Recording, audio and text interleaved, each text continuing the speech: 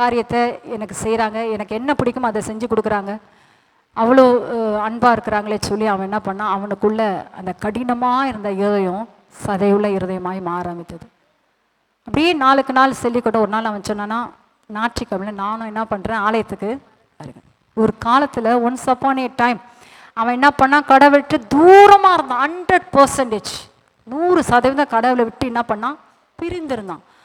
ஆனால் வேத வசனம் என்ன சொல்லுது, பிரசங்கியார் என்ன சொல்கிறார், அந்த வார்த்தைக்கு அவன் கீழ்ப்படிச்சு நடக்குது. மன்னிக்க சொன்னார், மன்னிச்சார், புன்மருளோடு இருக்கணும்னாரு, அவன் பிடித்த ஆகாரத்தை கூட சொன்னார், கட்டாயப்படுத்தாதன்னாரு. அவன் அப்படி சொல்லும்போது அவன் செஞ்ச தவறெல்லாம் மன்னித்து அவனுக்கு இரக்கத்தை காண்பித்து அவனுக்கு உதவி செய்யும் போது அவன் என்ன பண்ணிட்டான், இன்னைக்கு பிரசங்கியாரா மாறி விட்டான். அதுக்கு என்ன காரணம், தேவ அன்பு. ஹல்லேலூயா. தேவ அன்பு தான் அவன் இத்தனை மாற்றங்களை உண்டாக்குவதுக்கு காரணம் என்ன கிடையாது, தேவ அன்பு பிரியமானவர்கள். ஆகவே தேவ அன்பு மிகவும் ரொம்ப முக்கியமானதாக இருக்குது. அது ஒரு நாளும் நம்ம என்ன பண்ணக்கூடாது, மறந்து போகவே கூடாது. ரெண்டாவது பாருங்க, மனுஷ அன்புக்கும் தெய்வீக அன்புக்கும் உள்ள வித்தியாசம் இருக்குது. மனுஷ அன்பு எப்பவுமே சுயநலம் உள்ளது. மனுஷ அன்பு எப்பவுமே என்னது, தன்னை நேசிக்கிறவர் தான் நேசிக்கும், தன்னை பகைக்கிறோம்ல பகைக்கும். நான் உன்னை அதிகமாக நேசிக்கிறேன்னு சொல்லணும் பிஃபோர் மேரேஜ். ஆஃப்டர் மேரேஜ் என்ன சொல்லணும், ஐயோ ஏன் தான் உன்னை நேசித்தேன்னு சொல்லணும். அடுத்தது என்ன பண்ணோம்,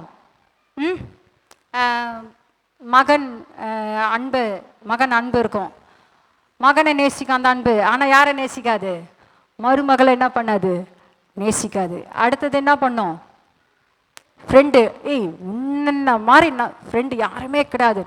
அவன் எதனா ஒரு தவறு செஞ்சான், அவனுக்கு பிடிக்காத காரியம் எதனா செஞ்சுட்டான், என்ன சொல்லும், என்ன பண்ணோம், உன்னை நான் என்ன பண்ணிவிடுவேன், கொன்னே போட்டுருவேன்னு சொல்லணும். அதுதான் மனுஷிக அன்பு. ஆனால் தெய்வ அன்பு, தெய்வீகமான அன்பு சுயநலம் இல்லாதது, தியாக தன்மையுடையதாக இருக்கிறது. அந்த அன்பு அவரை சிலுவையில் அறையும் போது அவரை காரி துப்புனாங்க, அவரை அரைஞ்சாங்க. அந்த அன்பு அவங்களை என்ன பண்ணுச்சு, மன்னிச்சது. அந்த அன்பு அவங்கள அரவணைச்சது. பாவியாக இருந்த அந்த அன்பு என்ன பண்ணுது, கர்த்தருடைய பிள்ளையா என்ன பண்ணுது, மாட்டினு. அதுதான் மனுஷ அன்புக்கும் தேவ அன்புக்கும் உள்ள வித்தியாசம். ஆகவே பிரியமானவர்களே, நாம் தேவ அன்பிலே நாம் என்ன பண்ண வேண்டும், வளர வேண்டும். தேவ அன்பிலே நாம் வேரூன்றி நிற்க வேண்டும். நிலை பெற்றவர்களாய் நாம் என்ன பண்ண வேண்டும், வாழ வேண்டும். அப்போது தேவ அன்பில் வாழ்வதுதான் அதிக மேன்மையான வழி. தேவ அன்பில் வாழ்வது தான் என்னது, மேன்மையான வழி என்று வேதம் என்ன பண்ணுறது சொல்லுது. ஆகவே அதனால தான் நம்ம வேதத்தில் என்ன பண்ணுறோம், வாசிக்கிறோம். அந்த தேவனுடைய அன்பின் ஆழம் அகலம் உயரத்தை அறிந்து கொள்ள என்னை எப்படி ஆக்குங்க, வல்லவராக என்ன பண்ணுங்க, என்ன ஆக்குங்க என்று என்ன பண்ணுறாரு. இப்படியாய் ஒரு தேவ பக்தர் என்ன பண்ணுறாரு, அப்படியாக என்ன பண்ணுறாரு, கர்த்தர் இடத்துல கேட்குறாரு. அப்போது தேவ அன்பின் வழி என்ன பண்ணோம், தெரிந்து கொள்ளுகிறவர்கள் எப்படியா இருப்பாங்க, உற்சாகமாக இருப்பாங்க, பரவசமாக இருப்பாங்க, வெற்றியாக இருப்பாங்க. அப்பேற்பட்ட அன்பை நாம் என்ன பண்ண வேண்டும், தெரிந்து கொள்ளும்போது, அந்த அன்பில் வேறுண்டி நிற்கும்போது, அந்த அன்பிலே நாம் நிலை பெற்றவர்களாக இருக்கும்போது கர்த்தர் சொல்கிறாரு, உன்னை சிறந்ததாய் மாற்றுவேன், உன்னை உசந்ததாய் மாற்றுவேன், உன்னை அலங்காரமாக என்ன பண்ணுவேன், மாற்றுவேன். இதெல்லாம் செஞ்சு ஒருத்தவங்க வசந்திருக்கிறாங்கன்னா நம்ம நல்லா கண்டுபிடிச்சிக்கலாம். என்னன்னா அவங்க தேவனுடைய அன்பில் என்ன பண்ணிருக்காங்க,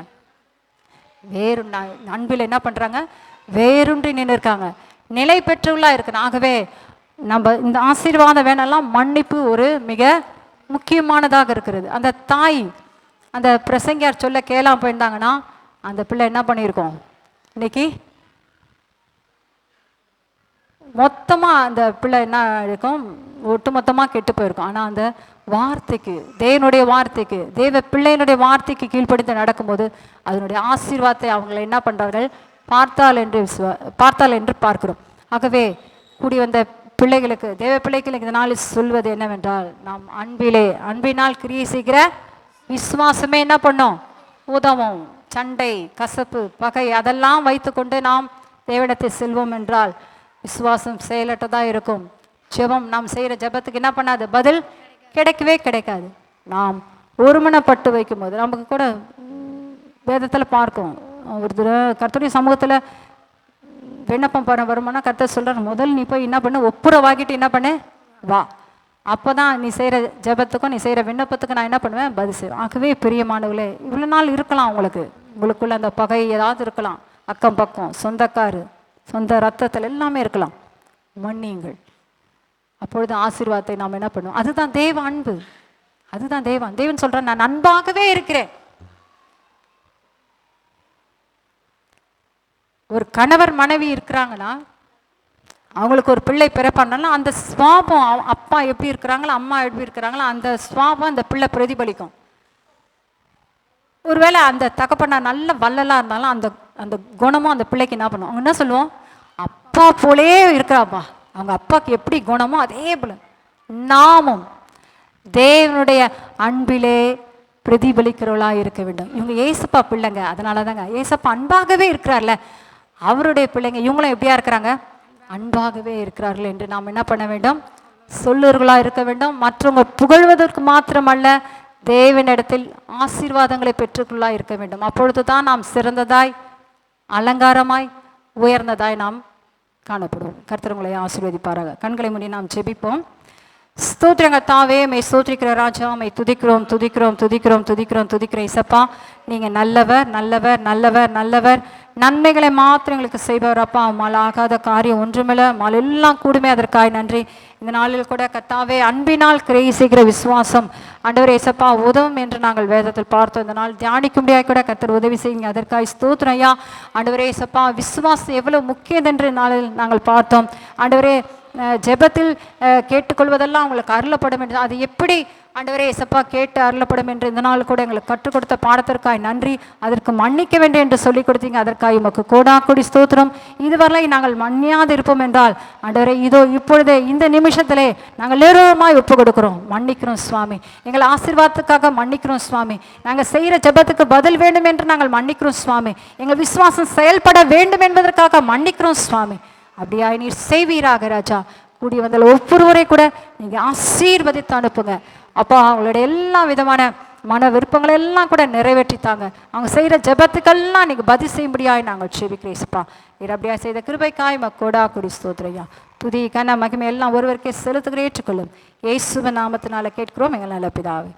ஆமேன் ஆமேன் ஆமேன். சொல்லுவோமா? என் ஆத்துமாவே கர்த்தரை ஸ்தோத்ரி, என் முழு உள்ளமே அவருடைய பரிசுத்த நாமத்தை ஸ்தோத்ரி. என் ஆத்துமாவே கர்த்தரை ஸ்தோத்ரி, கர்த்தர் செய்த சகல உபகாரங்களையும் மறவாதே. ஆமேன் ஆமேன். நம்முடைய கர்த்தராகிய இயேசு கிறிஸ்துவினுடைய கிருபையும் பிதாவாகிய தேவனுடைய அன்பும் பரிசுத்த ஆவியினுடைய அந்நிய ஐக்கியமும் உங்களோடும் கூடி வந்த ஒவ்வொருவரும் கூட இருப்பதாக. ஆமேன் ஆமேன். கர்த்தர் உங்களை ஆசீர்வதிப்பாராக. ஒருவர் வாழ்த்தி செல்லுங்கள்.